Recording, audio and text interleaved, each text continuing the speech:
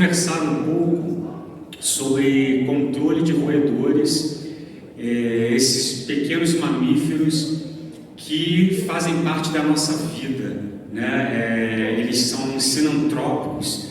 Desde os tempos remotos há relatos de que roedores fazem parte, né, permeiam e moram junto conosco. Infelizmente, eles chegaram primeiro, não são os únicos. Todos nós sabemos, né, da quantidade de artrópodes que adentram nas nossas casas e fazem parte ali da nossa vida, mesmo contra a nossa vontade. Os roedores são esses pequenos mamíferos que nos assustam, né? Assustam muitas pessoas. Eles trazem doenças como leptospirose, né? Que é aquela famosa bactéria e que faz parte da microbiota do roedor, não só de ratos, mas de outros animais também. E por isso há uma preocupação da saúde pública, desses animais conviverem junto conosco e trazerem esta e outros tipos de moléstias, né, de doença para a saúde humana e animal.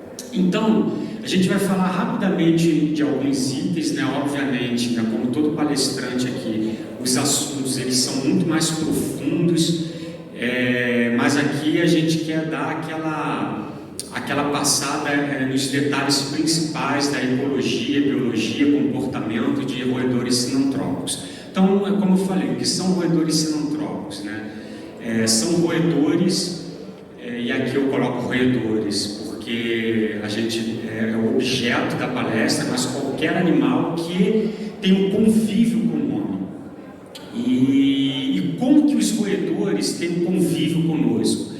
É conhecido na literatura, a gente, para fazer o controle, a gente precisa de conhecer quem que a gente quer controlar. Então, os roedores, eles se baseiam no estudo do comportamento, da biologia, de qual controle, de qual metodologia fazer em relação àquele roedor. Ele tem uma alicerce ali, ele tem 3 colunas que são os 4 A's, que é o abrigo, o acesso, o alimento e a água.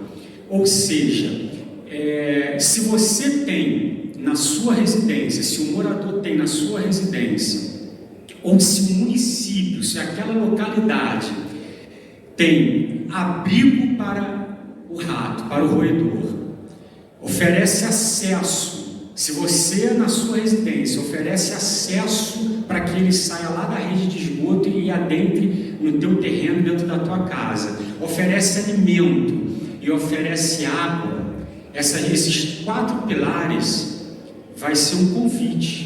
Então você não tem o que reclamar, na verdade você não tem um intruso, você tem um convidado na sua casa. Então, se você não quer que ele seja um convidado, você tem que se basear nesses 4 pilares ali. Você não pode dar o acesso, você não pode ter um local que dê a eles abrigo e nem colocar alimento. Mas como assim alimento? Por exemplo, comportamentos do tipo: terminei de tomar café, de cortar meu pão de sal, o filho foi para a escola, o marido foi trabalhar, a esposa também, mas aí o último pegou aquela toalha cheia de farelo de pão, chegou no quintal, sacudiu e acabou, foi todo mundo embora. Você está oferecendo alimento. A ração do cachorro que fica lá 24 horas, que você coloca e deixa ali, o cachorro quer comer, não tem uma hora certa para comer, que você coloca a ração e deixa lá, isso também você oferece alimento. Na hora que aquele cachorro não estiver ali vendo, ele vai sair, vai lá, pega uma raçãozinha, a exposição de água, os acessos que você tem do seu muro, do seu portão, do seu quintal. Então isso tudo tem que ser observado, né? Então, assim, ele é um intruso ou ele é um convidado seu? Isso é uma questão provocativa. Os roedores são da ordem rodente. Por quê? Porque tem incisivos que crescem continuamente, daí a necessidade deles roerem coisas rígidas para poder haver esse desgaste dos seus incisivos. Hoje, possui um pouco mais de 2.000 espécies catalogadas no mundo pela biologia, pela zoologia. 40% dos mamíferos descritos no globo são de roedores. De camundongo, que é os músculos, até a capivara, a gente tem roedor passando por várias espécies urbanas, silvestres, que somadas dão 40% de todos os mamíferos descritos pelo homem, ok? Vivem em qualquer ambiente, com exceção da Antártida, são animais cosmopolitas e muito adaptáveis e de extraordinária variação ecológica, exatamente por essa capacidade de adaptação. Então aqui nós temos a ratazana, que é o ratos novérgicos, né? Seus hábitos fossoriais são animais dotados de um poder sensitivo muito grande, mecanicamente, quimicamente, tem um faro apurado, né? Aquela barbichinha que aparece ali na figura contribui muito para essa sensibilidade em relação à proximidade de predadores, né? E por onde ele está passando, qual é a largura, qual é o diâmetro do gado, da toca, do buraco que ele pode vir encontrar. Então, seu raio de ação, tudo que eu estou falando aqui é uma teoria, né, por pesquisa de laboratório, de comportamento. Obviamente que todos os números eles vão variar um pouco para cima e para baixo. O raio de ação é de 50 metros, vivem em colônias, em ninheiras, de em média 30 indivíduos, sempre comandados por um macho alfa, tamanho de 45 centímetros, não é um bicho pequeno, é um bicho que pode se tornar muito agressivo, né, quando a gente encurrala ele. Peso do adulto de 150 a 600 gramas, tem uma pelagem amarronzada e a cauda é igual ou mais curta do que o tamanho do corpo, desde o focinho até a base, onde se inicia a cauda ela não vai nunca passar esse tamanho. Ratos, é o rato de telhado. Esse rato, ele tem um comportamento mais arborícola. Ele transita em fiações, em galhos de árvore para poder ganhar a laje das casas, e aí entram ali nos sótãos, vivem a sua vida entre a laje e o telhado. É um ambiente quentinho, é um ambiente mais silencioso, é um ambiente que inibe os predadores naturais, né, que é o controle biológico, que a gente vai falar disso. Então eles ali vivem bem, pode fazer seus ninhos e fazer seu ciclo de vida ali, saindo esporadicamente para pegar alimentos. Ele tem também um raio de ação de aproximadamente 50 metros, vive em colônias, tamanho 38 centímetros, é um pouco menor, né? Peso vai até 350 gramas, mais escuro, ele tem uma pelagem mais preta e ele tem um corpo mais esguio também, tá? A sua cauda, ela é maior do que o comprimento do corpo, exatamente para que ele tenha equilíbrio, e ela funciona como uma mão, né? Como um auxílio para que ele se equilibre quando ele anda nos galhos das árvores, nos fios, para que não venha cair, como praticamente todos os animais que são arborícolas, né? A gente pode ver os gambás, né? Até os primatas, como eles usam a cauda para se equilibrar, e na perda do equilíbrio ela se enrosca rapidamente ali numa haste, num fio. Aqui está o menorzinho de todos, os músculos, camundongo, que muita gente acha bonitinho, mas é terrível. Esse bicho ele é mais intradomiciliar do que as outras duas espécies. Ele vai preferir ficar dentro de casa, pegar ali uma gaveta, um forno, né? Quem nunca passou por isso ou não ouviu uma história e descobriu ali aquele ninho, aquele monte de filhotinho, e aí eles vão urinar, vão mastigar o que tiver que mastigar, fiação, e nessa situação de fiação já coloca em risco a saúde do morador da casa, né? E são muito ágeis, chegam até 18 centímetros, são bem levinhos, até 21 gramas, e a sua cauda é igual ou maior também do que o seu corpo. Então, controle e manejo de roedores. Como vai se dar esse controle e esse manejo?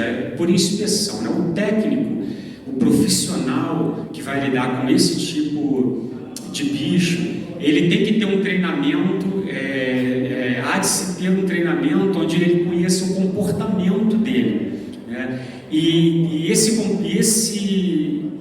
treinamento, esse conhecimento do comportamento é que vai fazer com que o técnico, ao adentrar em um terreno, em uma residência, tenha a sensibilidade, o conhecimento técnico de observar naquela localidade se tem roedor e não tem, né? Por quê? Porque esses animais, eles costumam andar, raríssimas vezes eles cruzam o terreno.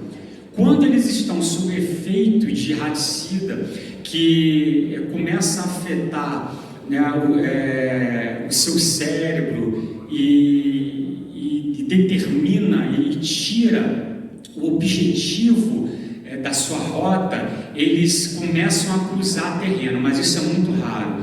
Então eles vão preferir andar nas extremidades, ok, no canto do terreno, e eles acabam deixando ali um rastro, acabam deixando com a gordura do seu corpo marcas nas esquinas das paredes, dos muros onde eles sempre estão passando. Então o técnico sabe disso. Muitas vezes o morador vê aquilo ali e não compreende, não sabe o que é, mas o técnico, quando ele bate o olho, ele já começa a ver que tem bicho transitando ali. Então ele vai atrás das tocas, das ninheiras, né? Então a inspeção começa da área ser controlada com levantamento e anotação da situação encontrada. O técnico, ele vai começar a listar o que ele como técnico está vendo, e aí ele vai levantar número de tocas, a quantidade de trilhas, acesso e alimentação, e obviamente tudo isso é aquele One Health, né? Há vários fatores que contribuem para que haja roedor na residência, naquele quintal, né? Há várias situações que vão contribuir para que aquele bairro, aquela comunidade esteja infestada de roedores. A professora Denise Vale ontem falou sobre o mosquito, né? Colocando questões provocativas. É a culpa do mosquito? Então eu vou falar de novo usando as palavras dela. É a culpa do roedor? Se você tem a sua comunidade, o seu quintal sujo, com lixo, se não há saneamento, se não há um cuidado até seu para com a sua moradia, é culpa do roedor? É culpa do convidado? Você está convidando ele. Então, se você não quer como convidado, trate-o como intruso e faça a coisa certa, né? Mantenha o seu quintal limpo. Então, a identificação das espécies, né? Ela é feita, se o morador, obviamente, falar para você não encontrou nenhuma ninheira, mas olha, vem aqui, entra aqui no meu quarto, eu abri minha gaveta, olha como é que está, e você, como técnico, observa e vê que aquelas fezes são de camundongo, então o problema é outro. O problema já saiu do quintal, já saiu de uma espécie, já saiu de um tipo de raticida e vai migrar para outro tipo de espécie, outro tipo de controle, outro uso de um outro tipo de raticida, né? Mas a educação ambiental, seja qual for a espécie, ela vai ser sempre o maior pilar disso daí. Então aqui tem alguns estragos, né, que um roedor pode causar dentro de uma residência, né?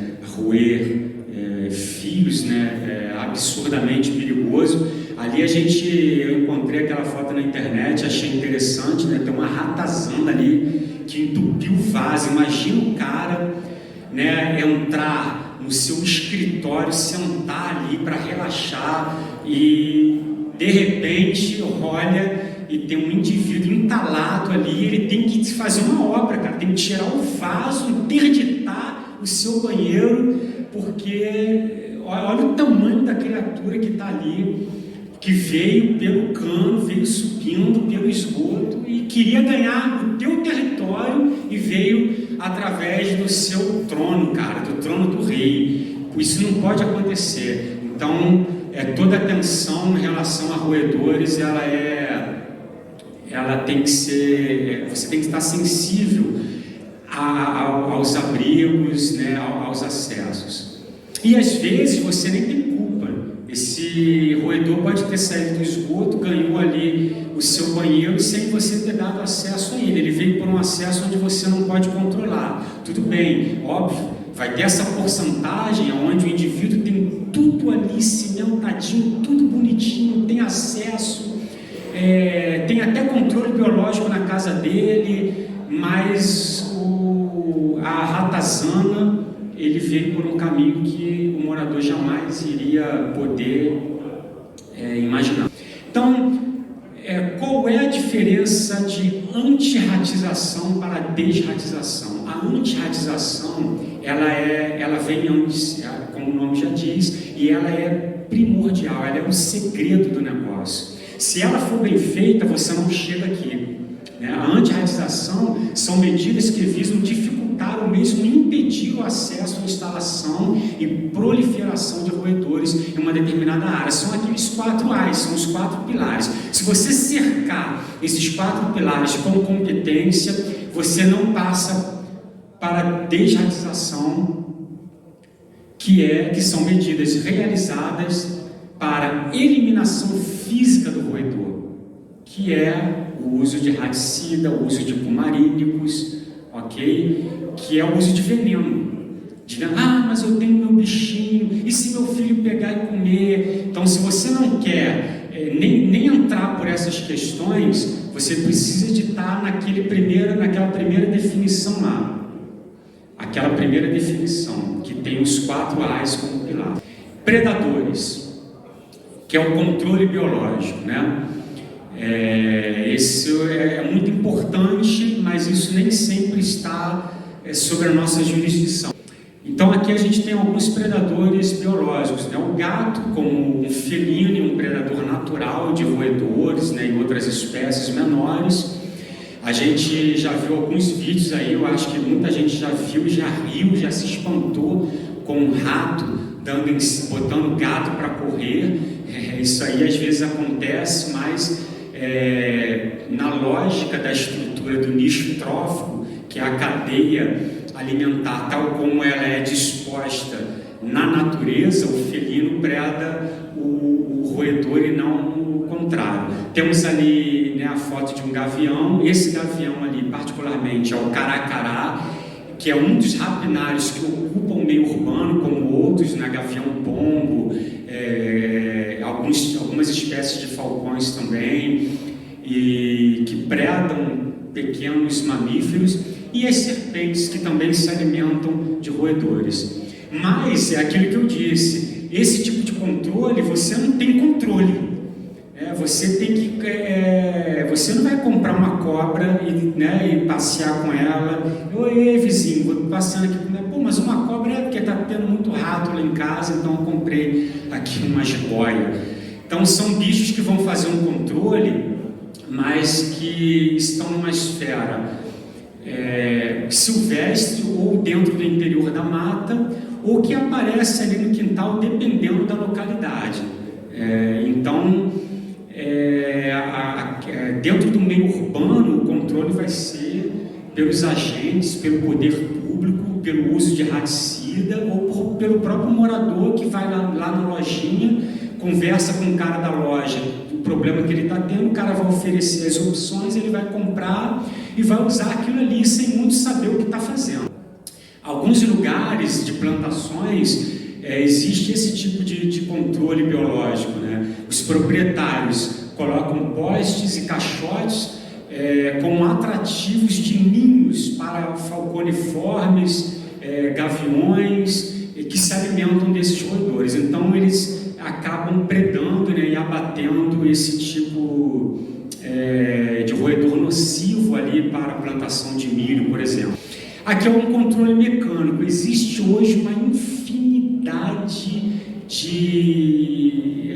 de armadilhas, né, e de gaiolas para que se aprisione esse tipo de milho.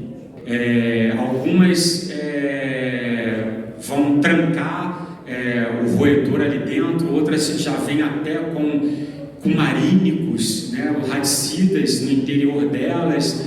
Então, cada cada uma vai agir de acordo com o conhecimento também do comportamento do bicho. Às vezes a pessoa coloca um tipo por exemplo, esse tipo aqui mais escuro de controle mecânico, se um ele não tem conhecimento nenhum do roedor que ele tem e coloca aquele tipo ali de controle mecânico e de repente é o ratos novérgicos, é a ratazana, aí ele colocou aquilo ali dentro de casa porque ele está vendo fezes lá no quintal, ou colocou no quintal, aí o próprio animal dele, o próprio pet pode tirar aquilo ali, a ratazana não vai conseguir entrar para poder comer o que tem ali dentro. Está errado, porque é falta de conhecimento total do bicho, do comportamento, de quem ele quer fazer o controle. Aqui está o controle químico. Isso aqui é muito importante observar, porque o controle químico ele tem uma história ao longo dos tempos de evolução da própria indústria. E isso só foi possível graças à biologia, graças aos biólogos, zoólogos que estudam o comportamento animal e a biologia para poder nortear a indústria em relação à confecção. Então é uma pesquisa científica muito grande. Você percebe que tem parafinados, tem granulados, né? Tem todo tipo de mecanismo químico para o bicho de interesse, de tal forma que o técnico sabe disso. Então você vai saber exatamente se você vai usar um granulado ou se você vai usar um parafinado, se você vai pendurar, onde pendurar ele com arame, como pendurar, por quê. E nessa história da confecção desse tipo de controle químico, surgiram aí então os anticoagulantes. Eles estouram os vasos sanguíneos do roedor por dentro, causando hemorragia interna em vários órgãos e asfixiando o bicho, e o bicho vem a morrer, né? Então esse tipo de controle, esse tipo de química, ele está distribuído no mercado em vários tipos, né, de apresentação. Pó de contato, blocos parafinados, iscas peletizadas, iscas granuladas, e de novo, cada um vai ter um objeto de interesse, vai ser colocada tão só e somente só quanto o técnico, que são vocês, identificam o problema. Na história da confecção da indústria em relação a esse tipo de controle, a gente foi surgindo várias formulações, né? Raticidas de dose única, raticidas de dose múltipla, raticida de ação aguda e raticida de ação crônica.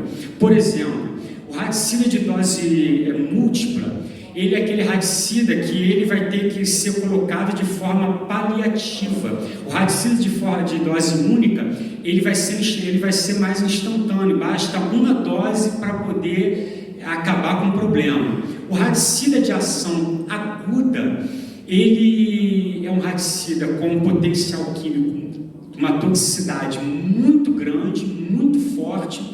Não tinha na época antídoto específico para isso, então ele poderia causar mal tanto a animais quanto a seres humanos, e você não ter antídoto específico para remediar um possível incidente. O de ação crônica, ele já tem uma administração mais precisa de antídoto. O de ação crônica, ele mata, por exemplo, por peso.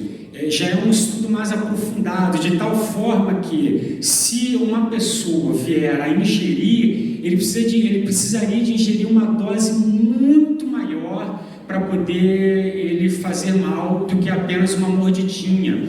Então a indústria começa a migrar para um setor de maior segurança, conferindo maior segurança para o usuário, né? Para aquela pessoa que vai comprar, para o técnico que está trabalhando, e ele também, e aí entra um estudo de comportamento de biologia fundamental para o controle de roedores, que o chumbinho ele é proibido. Muita gente usa o chumbinho na agronomia, né? A formulação na agronomia. Por quê? Porque mecanismos de controle como o chumbinho matam instantaneamente. E hoje, no estudo de comportamento, já é sabido que na ninheira, o alfa, ele deixa um rato mais velho, mais doente, comer primeiro. E todo mundo fica observando. Se aquele rato mais velho morrer, ninguém come mais daquilo. É onde o chumbinho falha. Ele vai matar 1, 2 ou 3, mas a ninheira tem 30 indivíduos, ninguém mais come daquilo ali. Então falhou o teu mecanismo de controle.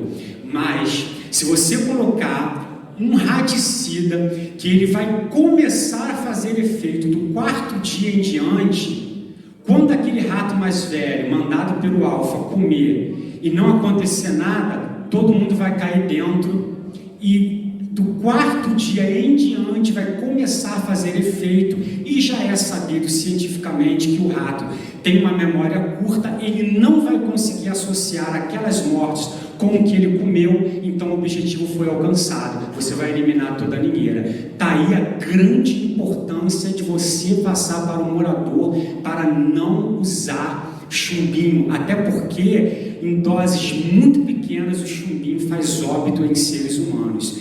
E os fumarínicos usados pelo poder público, ele tem como antídoto a administração de vitamina K1 injetável para cortar o efeito.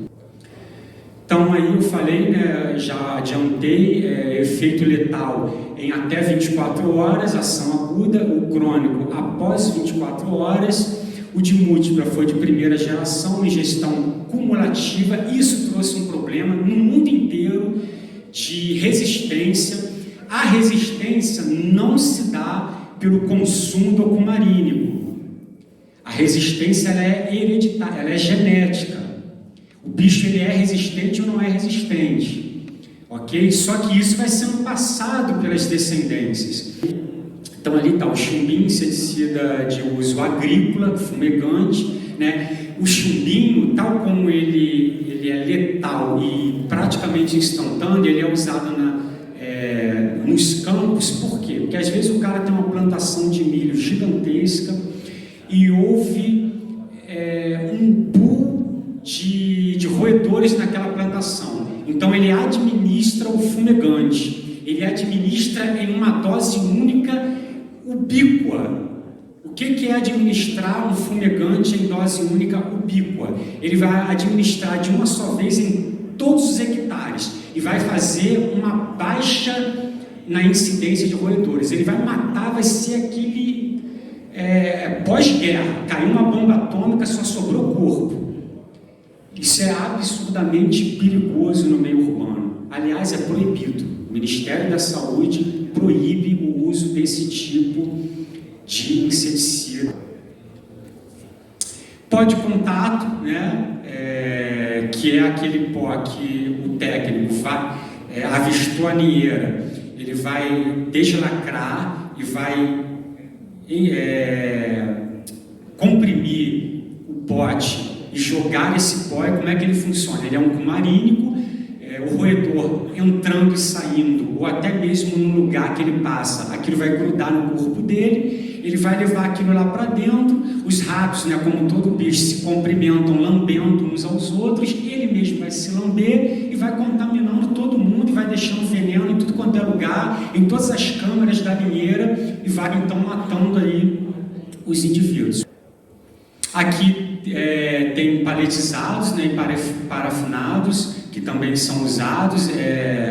Geralmente a instrução é que os peletizados são colocados, administrados no local do jeito que ele está ali naquela apresentação, sem rasgar o pacotinho, né? Eles são administrados junto com o pacote. O rato gosta, ele vai roer aquilo ali, vai encontrar. Como é que o rato é atraído?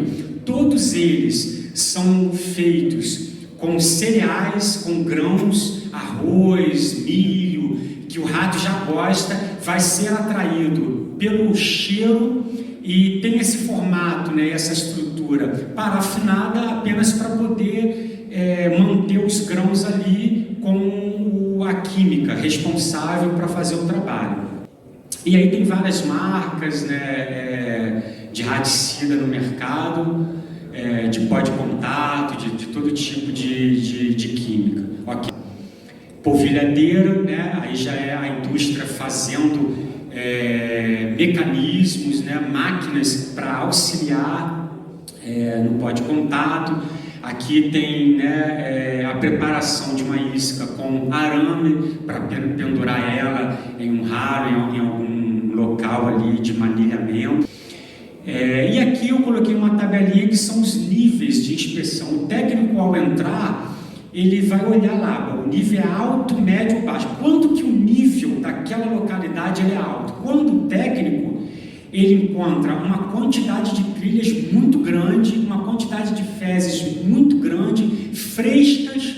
Poxa, eu encontrei uma quantidade de fezes, bastante fezes aqui nesse canto, só nesse canto, mas elas já estão até com mofo, com fungo, ressequidas. Faz muito tempo que não tem rato aqui. Você não encontrou ninheira, então você agora tem bastante ninheira, bastante trilha, muitas fezes frescas, brilhosas, né, macias ainda. Então, cara, aquele local ali está infestado.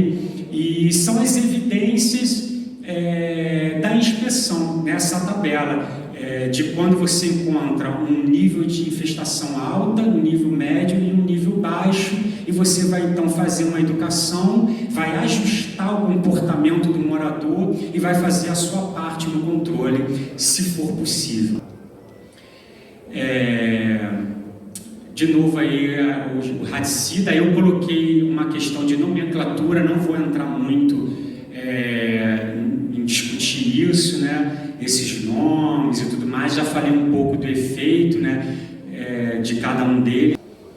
E aí um pouco da legislação, né, poxa, mas aonde que está isso? Quem regula? Tudo, né, vem lá pelo Ministério da Saúde. A gente tem portarias, tem instruções normativas que vão regulando a compra do raticida pelo poder público, que tipo de raticida, toda a investigação que a academia, por que as universidades são importantes, né? Tudo que eu estou falando aqui a gente estuda dentro da academia de ciência, que são as faculdades. Então, lá, quem está lá dentro é importante porque estuda para escrever e dizer ao poder público, ao cara que é o legislador, olha, quem é técnico é o cientista. Ele que vai dizer, olha, tem que nortear por aqui, a dengue é assim, o rato é aqui, entendeu? E a raiva é por aqui. É a academia que vai descobrindo, que vai estudando o vírus, a bactéria, o animal, o artrópode, e o poder público faz a lei e chega então na ponta, que é o técnico, o funcionário que é capacitado, que tem total conhecimento técnico, que vai ao morador, que vai no cidadão, no contribuinte, fazer com que toda essa estrutura se complete e a gente tenha sucesso. Então é isso aí, eles não são animais de estimação e não fazem parte da sua família e precisam ser sim controlados, tá? Muito obrigado.